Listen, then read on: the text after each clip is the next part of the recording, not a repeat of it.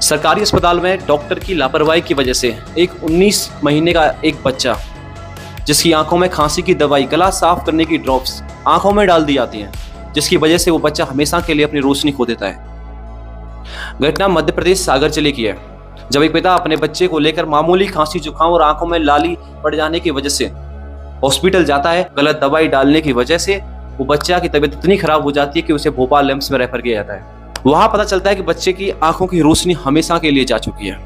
ये सब जो हुआ है ना, ये किसी ब्रेकिंग न्यूज में नहीं आएगा, क्योंकि ये जो घटना हुई है ये किसी गरीब पिता के गरीब बेटे के साथ में हुई है। मैं सरकार से सिर्फ यही बोलना चाहूंगा कि कुछ पैसों का मुआवजा देकर उसको ना छोड़ा जाए, क्योंकि कुछ पैसे आंखों की रोशनी के खोने के बराबर नहीं हो सकते। उस बच्चे का फ्यूचर आज ही सिक्योर कर दिया जाना चाहिए।